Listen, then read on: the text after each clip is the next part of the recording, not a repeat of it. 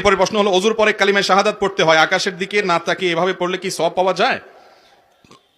ওযু শেষ হওয়ার পর কেউ যদি কালিমায়ে শাহাদা পাঠ করে, আশহাদু আল্লা ইলাহা ইল্লাল্লাহু ওয়াহদাহু লা শারীকা লাহু ওয়া আশহাদু আন্না মুহাম্মাদান আবদুহু ওয়া রাসূলুহু, কেউ যদি কালিমায়ে শাহাদা পাঠ করে ওযু করার পর, এবং কোন কোন রিওয়ায়াতে একটা দোয়ার কথা আছে, আল্লাহুম্মা জাআলনি মিনাত তাওয়াবিন ওয়া জাআলনি মিনাল মুতাতাহহিরিন।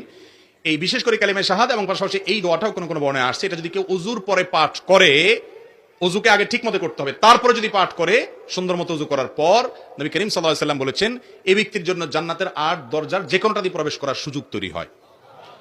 এই আমলটা অত্যন্ত গুরুত্বপূর্ণ একটা আমল, কিন্তু আগে ইসবাগে ওযু করতে হবে। ওযুর ক্ষেত্রে সমস্ত হাদিসগুলো দেখলে দেখা যায় নবী করিম সাল্লাল্লাহু আলাইহি সাল্লাম ওযুকে ইসবাগ করতে বলেছেন, অর্থাৎ ওযুকে পরিপূর্ণ করতে বলেছেন। ওযুর পরিপূর্ণতা বুঝেন, এই যে শীতের সময় একটু কোন রকম পানি দিয়ে তাড়াতাড়ি করে আপনি জান বাঁচায় ফেললেন, এটা কি পরিপূর্ণ ওযু হয়?